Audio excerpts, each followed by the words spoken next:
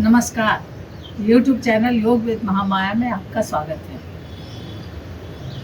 आज मैं आपको प्राण वायु से संबंधित कुछ एकाध प्राणायाम और कुछ आसन बताने वाली हूँ। देखिए, शरीर में जब आप ये सांस लेते हैं, ऑक्सीजन लेते हैं, ये शरीर में जाके विभिन्न प्रकार के वायु में परिवर्तित हो जाता है। जैसा कि ऋषि मुनियों ने बताया है, तो सबसे निचले स्थान में जो वायु संचरण करती है यानी चलती है, जिसकी वजह से बहुत सारे शरीर में फंक्शन होते हैं, वो उसको अपान वायु कहते हैं।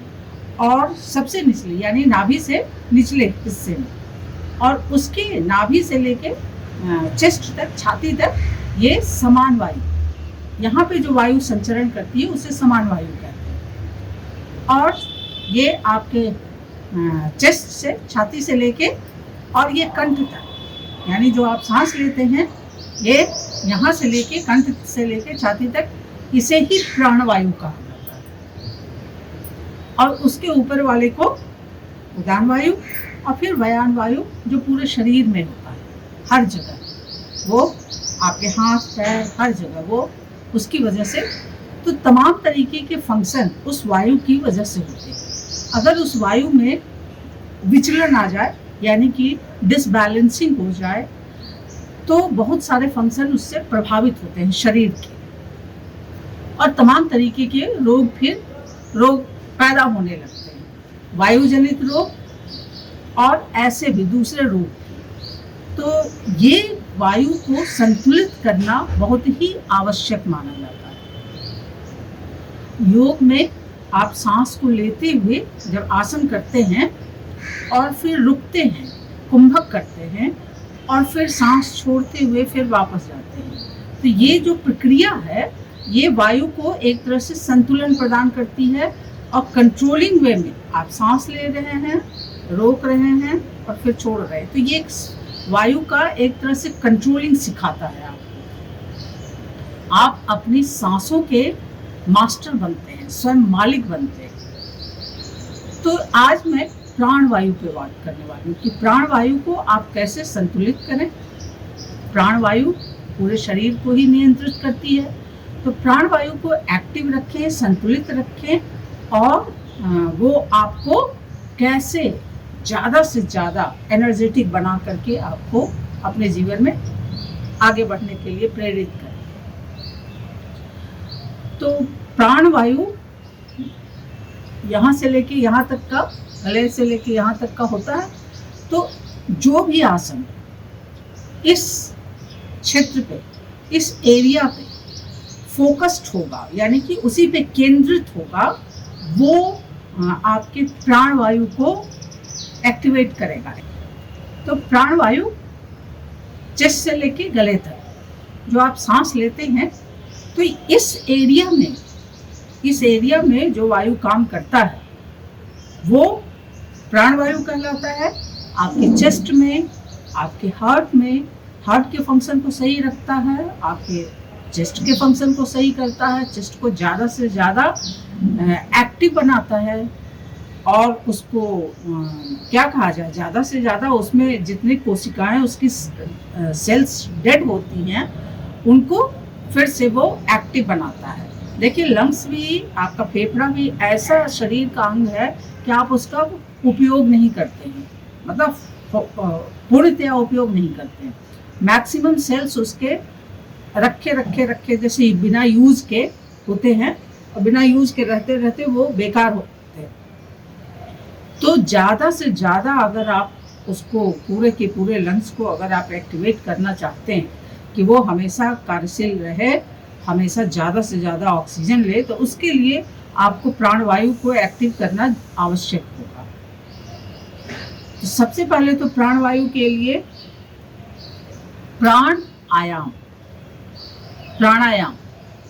तो जब आप प्राणायाम करते हैं, उसमें कौन से प्राणायाम है जो केवल और केवल यहाँ से यहाँ तक काम करते हैं, ये इस क्षेत्र में ही काम करते हैं। बाकी प्राणवायु जब आप लेते हैं प्राणायाम में, तो वो लंबी गहरी सांस बिल्कुल लेते हैं, वो उससे सांस आपकी एकदम गहरी जब होती है तो वो नीचे तक जाती है, वो समान वायु तक चली जाती है और वो अपान वायु तक भी असर करती है। लेकिन एक प्राणायाम है जो केवल और केवल आपके प्राण वायु को पूरा एक्टिव करती है, वो है भस्त्रिका। तो भस्त्रिका जो है उसे देखते हैं कैसे करते हैं। दोनों हाथों को ऐसे कर ले और सांस लेते हुए हाथों को ऊपर ले जाएं आराम आराम से, और सांस छोड़ते हुए उसे वापस ले आए। देखिए कैसे करें।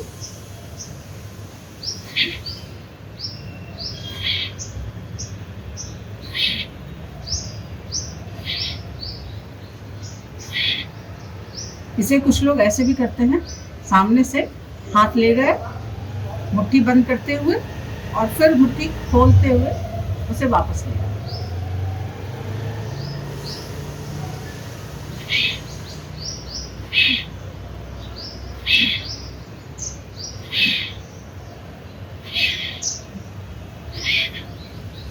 भस्त्रिका करने का एक और बिल्कुल ही नायाब तरीका है, वो आप उसमें थोड़ा सा प्राणवायु से थोड़ा सा डिफरेंट है। वो प्राणवायु से समान वायु तक उसका असर होता है, लेकिन प्राणवायु पे भी उसका बहुत ज़्यादा असर होता है। उस भस्त्रिका को कैसे करते हैं, आप नीचे झुकता है, सांस लेते हुए धीरे धीरे धीरे धीरे सांस लेते हुए ऊपर आते हैं और झटके में सांस छोड़ते हुए फिर नीचे जाते हैं।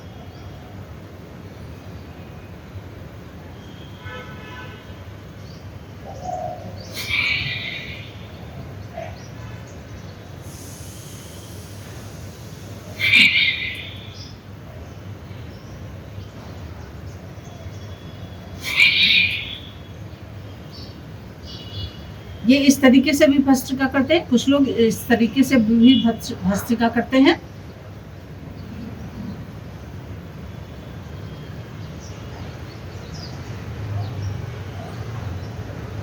यानी तीव्र गति से सांस भरते हैं, छोड़ते हैं, भरते हैं, छोड़ते हैं।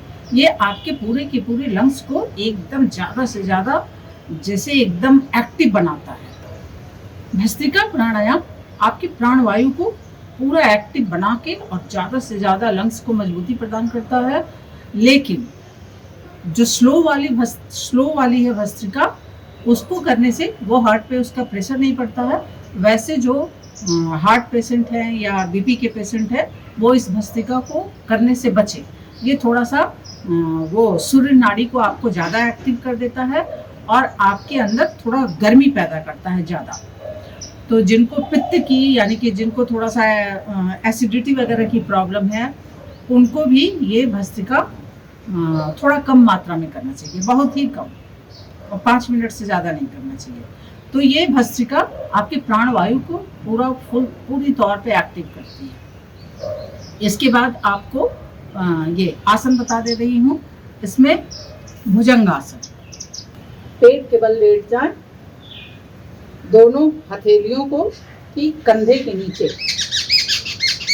नीचे लगा लें, दोनों पैर को भी हल्का सा गैप के साथ, थोड़े से गैप के साथ आप पीछे रखें आरामदायक स्थिति में, और आप अपने धड़ को उठाएं, यानी कि इस पोर्शन को सांस रखते हुए आप इस धड़ को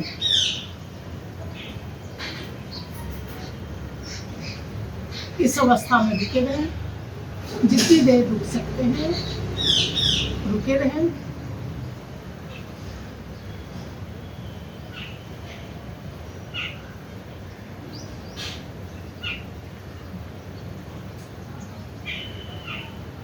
ये हो गया आपको भुजंगासन। इसी में त्रियक भुजंगासन भी लोग करते हैं।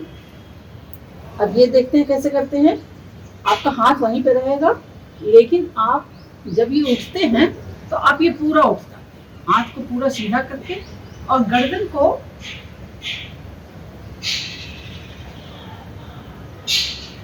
अगल बगल घुमाते हैं, दाहिने बाएं,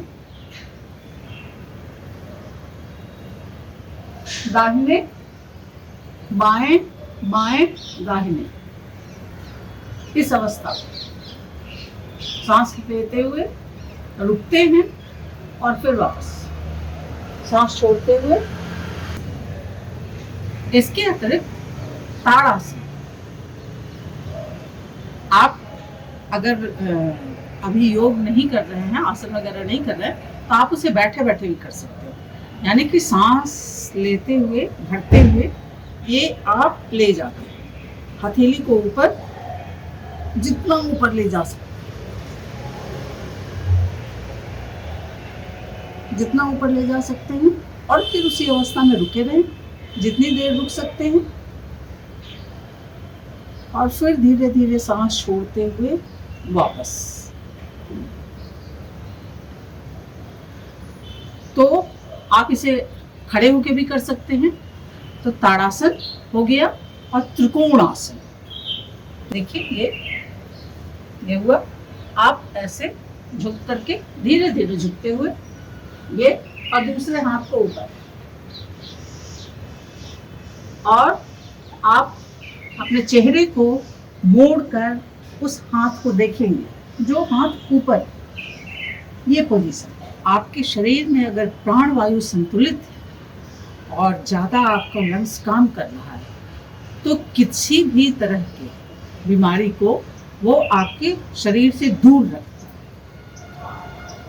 है। सर्दी जुकाम बुखार, देखिए ज़्यादातर लोगों को तो दो ही तरह की परेशानियां होती हैं, या तो पेट खराब हो जाता है, या तो सर्दी जुकाम बुखार होता है। तो कम से कम एक से तो आपको केवल प्राणवायु आपको दूर रखती है। ज़्यादा से ज़्यादा जब शरीर ऑक्सीजन लेता है तो उससे शरीर की क्षमता बढ़ेगी, बिल्कुल बदल जाती है, इतनी ज़्यादा क्षमतावान हो जाती है, आपका मन मिजाज एकदम फ्रेश होने लगता है, महसूस होने लगता है। कहीं भी जब आप शरीर में जब प्राणवायु कम होने लगती है तो आपको थकान महसूस होती है। किसी भी काम करने में ज़्यादा देर आप 3-4 घंटे काम कर लिए, उसी में थक गए। कुछ लोग तो 3-4 घंटे भी बिना काम किए भी थक जाते हैं।